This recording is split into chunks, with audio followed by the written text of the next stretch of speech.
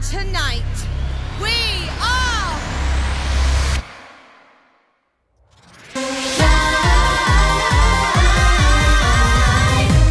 All right, hello everybody and welcome to today's sixth Zoom party. I am your host, Edwin Schiff. I'm here with the costume designer, the associate, and the maker for the costumes of the hit worldwide phenomenon of Six the Musical. Before we get started, can I just get everyone to say hello to our incredible fans out there? We'll start with you, Gabby. We'll go to Lisa and then we'll go to John. Hello everyone, I'm Gabby, otherwise known as Gabriella Slade, and I'm the costume designer for Six, the musical. Hi everyone, I'm Lisa Zinni, the associate costume designer, and I'm thrilled to be here. I'm happy to see Gabby's face up in person via Zoom. And hi John and Edwin and all the Six fans. I'm John Christensen. I'm the maker of the Broadway costumes for Six and the owner of my costume shop, John Christensen New York Inc. Nice to see you guys. Hi, Gabby. Hello. Okay, so let's dive in. I have so many questions and I'm so excited you guys are here. Let's start at the beginning. This is a show that kind of came out of nowhere and then literally took over the world.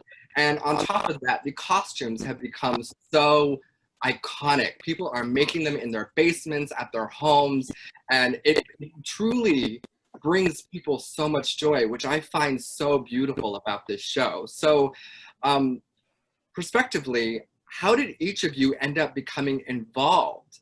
And we'll start with you, Gabby, as the costume designer. So 2 years ago, well, just over 2 years ago, I had a meeting with the UK producers of Six and with Toby and Lucy in Kenny Wax's office.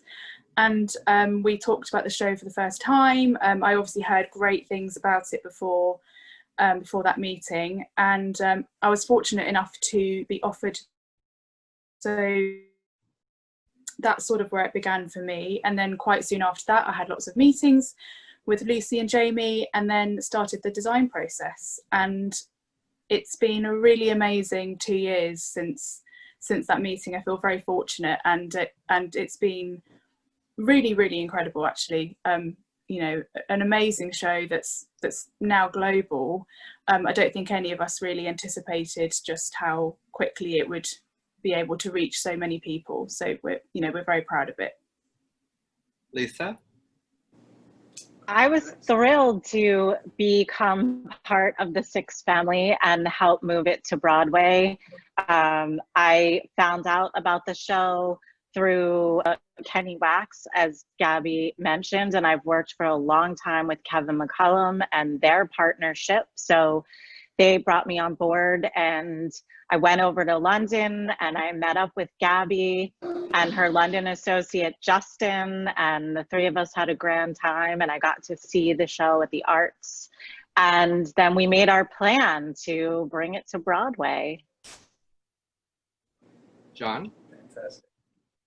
Mine was much less formal. I saw it on Instagram a lot. A friend of mine had gone to see it and started posting bootleg videos from watching the show about how great this was and how incredible the women were.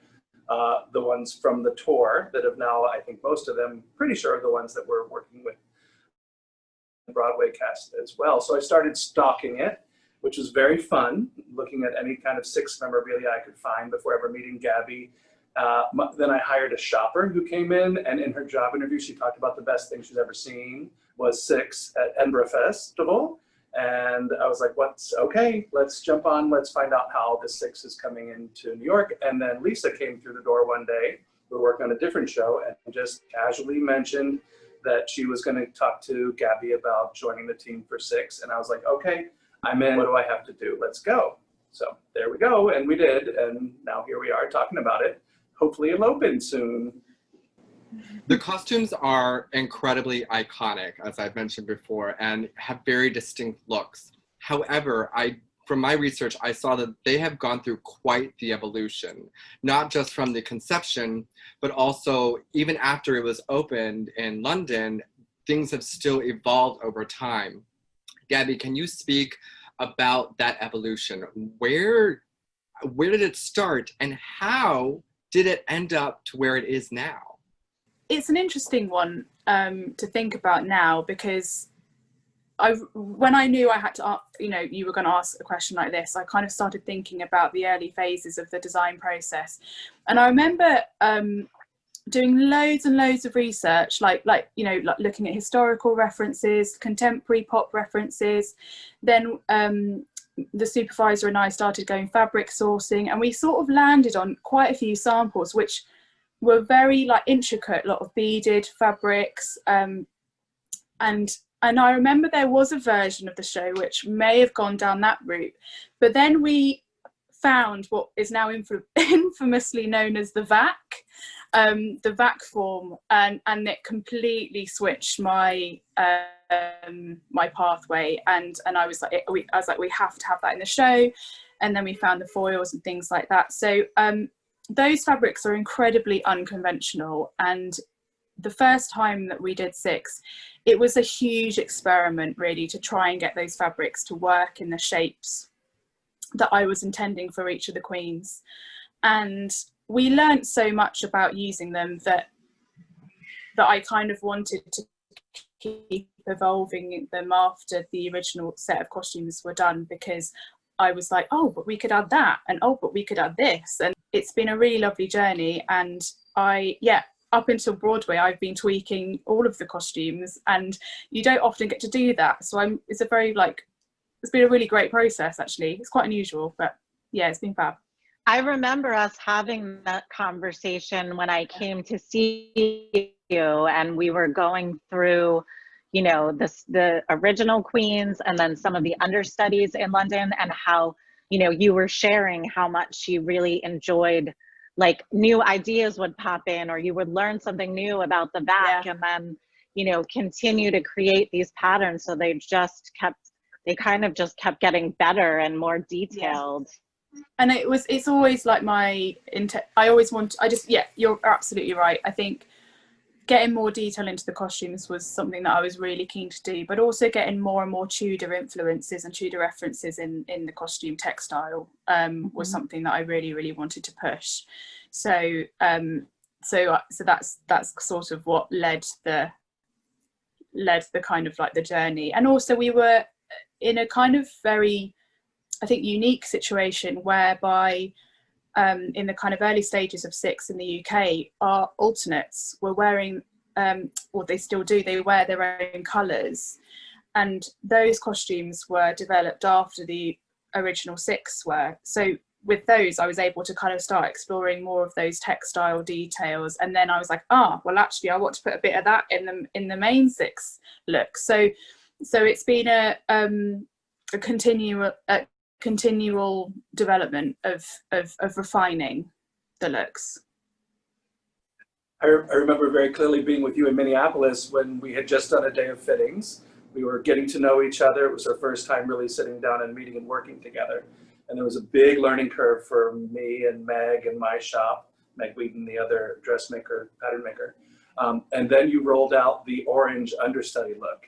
And we were all just like, oh my God, it was such an astounding glow up to everything that we were looking at. That was like, okay, now we understand where we're going with this thing. It was fantastic. Yeah. It was just uplifting. Can we pivot though a little bit to the actual designs? I get seeing materials and going, oh my gosh, I want to use that. But in your brain, how did you come up with these looks? We know that each of the queens has a sort of a main muse, a kind of influence. So we know that there's a link between Beyonce and Aragon and etc. etc. And so I looked a lot at those artists just to sort of see their vibe and stuff. But I kind of really wanted to root the shapes and the details in the Tudor kind of aesthetic, because we were using the contemporary fabrics. So for me, it was about a fusion between those and those historical details. And I really wanted the shapes to be incredibly empowering for each of the queens. So I was really kind of very focused on looking at quite exaggerated forms, quite sculptural forms. And actually, I looked at quite a lot of menswear from the Tudor times. You know, a lot of doublets, the split pane hose, the sort of tabs, you know, on those garments. I looked a lot at kind of the corsetry and the lacing and the sort of the boning, detailing. So I kind of wanted to put all of those together. I feel like each queen has got a very kind of empowering silhouette. And it was really lovely to look at the challenge was to obviously then develop those silhouettes in the fabrics. The design team, you and Lisa and John, who's the maker, as you are going through and redesigning to make things better from a universal standpoint, what kind of conversations did you have with John the maker about the improvements? One of the first conversations that we had was the real need to make these costumes more structurally sound. And so John and Lisa and I, and we've also got a team member, Amanda, we all had a group chat, and John and his team very wonderfully started to workshop different ideas and different linings and different boning techniques and different kind of formations of all sorts of things like that to just see what worked best. And I think it's funny because I think it's really hit quite a good place now. What do you think, John? I think that was the main thing that kept out of the fittings was to go back into the structure and try to figure out a way to make it more sturdy. And that, we kind of thought we had a series of rules that we were going for, but then as Abby continued to express her concerns with what she was seeing, what we were creating, the impetus kept being to make it more sturdy, stronger, more sculptural, more confident. And that definitely is something. I remember every fitting, we ended up having to take the ladies to my staircase outside of the fitting room in their beautiful plastic costumes and have them sit on the top of the staircase, which was gorgeous. Every single one of them was just fantastic. But I've never done a costume fitting from that angle before. So it was really interesting to see, to make sure they could sit on the stairs, to make sure they could do the number, to make sure they could put their microphone away and everything that it was great because often that's coming during dress rehearsals, but this time we got to do it during the build process. So we still had tweaks once we got into dress rehearsal as normal, as could be expected, but we got to be more prepared going in. I think it was the second Aragon fitting that she was just such a great team. All the queens were just fantastic and communicative in all of their fittings of how they could feel better and to move better. But the second Aragon fitting, I was surprised as we got towards the end of it, it was very apparent that we had to start from scratch with a whole different inner linings and structure and shapes and different stretch panels. It just, so we did. And that was great because we could clean things up, fix things. Again, this is normally something we don't get to do until the second cover goes on. But in this case, we got to start right away at the beginning because, of course, it's all vac and foil and plastic and cannot be changed. Once it's on, it's on. The only way you can fix it is start over. So we did. It was fun. But I also think it was cool the way that you were able to configure the things that are launderable, and the way that, between all of us, we sort of figured out how can this costume still look the same in the sense that the design is what it, it's the glow ups are there, but the heart of it is there, but then the pieces are actually taken apart and different parts of it that could go in the laundry that couldn't before, and all of that as well was kind of a cool, process. But I do think the things that did change really made a huge difference in creating a really polished, really, Broadway spectacular version of Six. I'm not sure that everybody is quite aware that Six was not able to open on Broadway. It was March 12th. It was slated to open that day, and that's the day that Broadway said, we need to close. Overnight, it was over. The costume industry here in New York has come together to create this this coalition, to band together to try and fight for their survival, called the Costume Industry Coalition. After we realized what was going on, that everything had been shut down, that the whole entire industry had stopped, and we knew that we were going to be the first one to close and the last one to reopen, we needed to sit down and figure out what we could do to make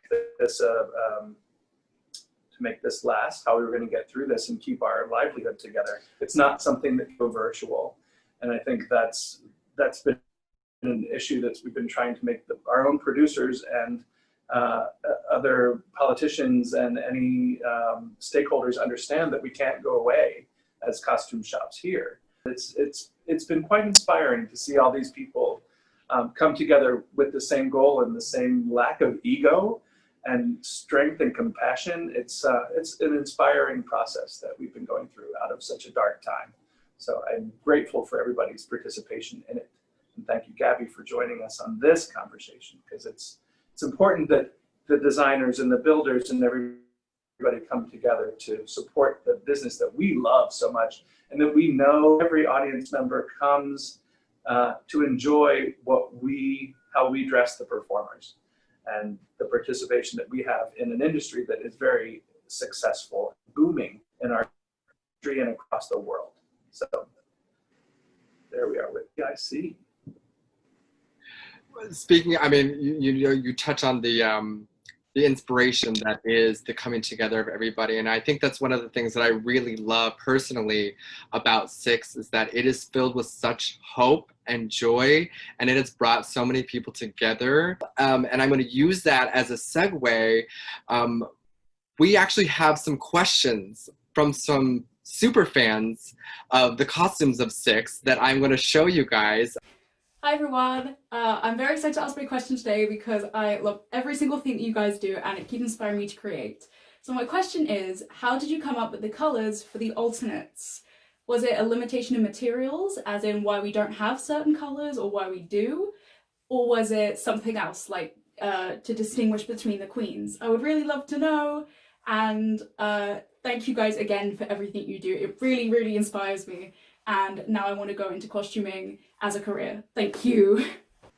All right, who wants to take that one first? Gabby. I should take it, I guess. Hello. I love the cosplay. No, I have commented on your cosplays before, and I just absolutely love them. So, like, congratulations. I'm a super fan. The truth is, it was basically what colours were left, and then allocating the right colour to kind of the right queens, if that makes sense. So we wanted the super swing to be black, so it kind of worked with the lighting if they were Aragon, it worked with the lighting if they were Boleyn, it worked with the lighting if they were Howard. And in relation to the kind of more bronzy orange costume, we wanted it to be kind of a very sort of sophisticated palette that worked for Aragon and worked for Parr. And then you had the very poppy teal colour, which was very Boleyn inspired, but kind of also worked for Cleves. And, you know, so that's how we sort of worked it out. And obviously the swings obviously eventually cover all of the queens, but kind of the leading kind of two that they cover, the colour was sort of shaped around those queens specifically. So yeah, that's sort of how I managed to work out the colours. Great job, Allison. She did an awesome job making her costume. I'm so impressed. Allison's costumes are just brilliant, and it's I think maybe I remember rightly that Allison's done more than the two we see. I can't remember now, but I think there was another one. Maybe I'm mistaken, but yeah, the black one that one's famous for me. I think I shared that costume with the costume team, and I was like, oh my god, look at this, and everyone was very impressed. So congratulations. Nice work, Allison. Hi, Gabriella. If you had to choose one historical female to make a costume for, other than the characters from Six, who would you choose and why? Can't wait to see Six in Melbourne. Georgia. There are so many. I would like, for so many reasons.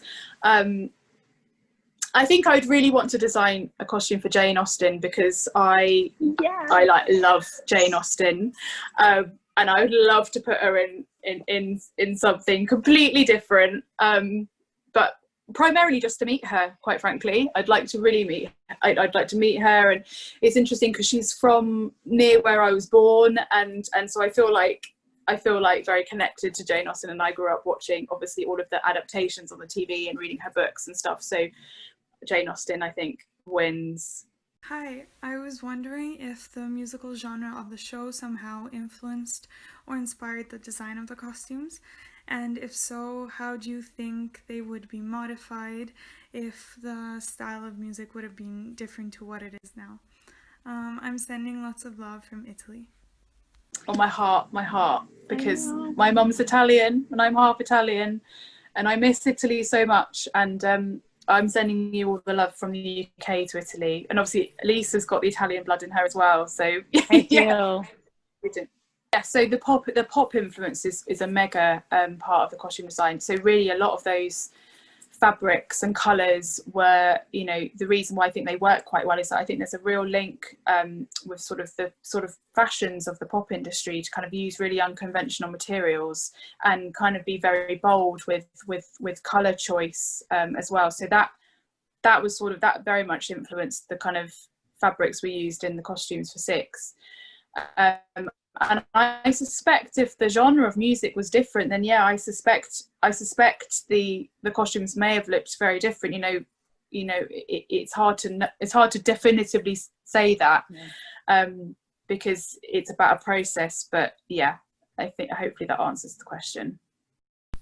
Hi, Gabrielle Slade. If you could take any show in the world and completely redesign the costumes for it, regardless of historical context, and put your own stamp on it, which show would it be and why? And your budget is unlimited. I'd like to see you do Evita. And then for the costume makers, what show would you most like to create the costumes for and why? Thank you. I would love to design Priscilla one day. That is an ultimate dream of mine to do that show. And we were talking about Priscilla, Queen of the Desert, right? Oh, sorry. Yes, that's the full title, isn't it? Yeah. Yes, Priscilla, Queen of the Desert. Yes. To John about what show would you like to make? If you could make any show, what would that be? My main answer to that question, what show do I like to build the most? The next one. I think the next one, the challenge that comes with the next show is always the very exciting thing, the inception of the product and then the completion. That I'm relatively famous for being an open sobber on opening nights, no matter what. I get very emotional about seeing the product on stage. So this is a thrilling business and always have been. All right. What about Lisa? I think Lisa should answer as well. Agreed, yes. Based on Okay. Yeah. My answer is probably kind of strange and silly, but I would love to do some sort of, if someone could write a musical version of Titus Andronicus, because I love doing Shakespeare and I love musicals, and Sweeney Todd is my favorite musical. So like maybe if there could be some sort of dark, gothy, fantasy inspired Shakespeare meets musical, but that doesn't exist yet, or if it does, let me know. Hi, I'm Hannah. I made this costume inspired by what I thought Queen Elizabeth's VI costume might look like, and my question for you is, each queen has a very unique look to them, and I was wondering what your thought process was behind each one, and if you took any specific inspiration from actual Tudor era fashion. That's it. So literally yesterday I shared that cosplay on my Instagram. Well, this is obviously going out later, but I'm literally in love with that cosplay. I'm such a massive fan. I think you've done an amazing job. It's just very exciting for me to see. I was like, oh my god, it's amazing. So I've sort of already said this, I guess, in the chat, but I use quite a lot of. I looked at portraits, a lot of paintings of Tudor, people, but also I sort of like went into the Elizabethan era as well. I didn't kind of strictly just stick with Tudor. I looked at men's fashion and with women's fashion, royal fashion. I also looked at architecture and stained glass windows and the very kind of classic Tudor houses with the kind of the black beams with the white walls to kind of influence the detail and the shapes of the design. But I think, you know, a lot of the kind of pieces are really influenced by kind of existing pieces that they wore then. Hello, my name's Carly. So my question is, you've done the Spice Girls concerts, and I don't know what you used for their outfits, but for Six, you used holographic PVC and vacuum formed PVC, which are such intricate materials that I've never heard of until now. So my question is, how did you discover that? How did you say, oh, this is what I want to use for Six? And then in cutting the patterns that are so unique, how did you know what to do? Were you inspired by like any of the Tudor designs in actually cutting them? Thank you. Okay, yeah. So I really wanted to find fabrics that had a really nice relationship with the lighting on stage. That was kind of really important. So I wanted to find fabrics that had a sort of iridescence or a shine or this kind of cosmic feeling. So when we were with Fabrics Awesome and we came across the foils and the PVCs and the back form, it just, like, for me, it was like an instant, like that's it. I just had a feeling like that was they were the ones, and I then, you know, it was a real challenge to like then use those fabrics and put them on someone's body.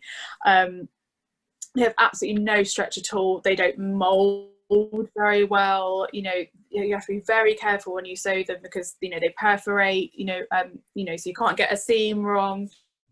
But I'm going to go to John at this point because I think John will be able to share more about the making. Yes, we did. We actually simplified most of our construction techniques. There need to be a lot of the finishing. We built an understructure that could finish and clean the edges of the plastics more so than trying to worry about the edge finishings and the bindings. And so everything is built in layers rather than being in one fell swoop. Upgraded our thread quality so there wasn't as many stitches going into the nylon threads. Anything we could do to lessen the number of punctures to hope these costumes will last through a pandemic and then beyond. We need to do that. Taping, everything had to be taped to be supported because it's heavy. Everything gets a lot more weight into it. The glues, we glued things together first and spray cemented and anything we can to keep things flat and architectural. Yeah, that's anything you could think of to do to make it sturdy and stronger. You have to do all of that to get something that's going to last for Broadway. And those are our questions. Thank you everyone who submitted their video questions. We got some really great questions. I'm going to start wrapping up here, but before I do, I just have to say this has been really fantastic to hang out with you guys and to hear your story and to hear about your journey. I think, you know, I've said it before, I'm going to say it again, Six is really fabulous in really bringing people together and bringing joy, and I love that so much about this show. As we get ready to sign off, I would love to do one last cheers of our royal treatment. It has been a royal treat to hang out and talk with you guys today. Many cheers, all my love. This is to the future. Cheers. Broadway and Six. We will be back soon. Cheers. Cheers. Thank you all for joining us. My name is Edwin Schiff. It's been a pleasure, and we will see you all later. Bye. Yeah.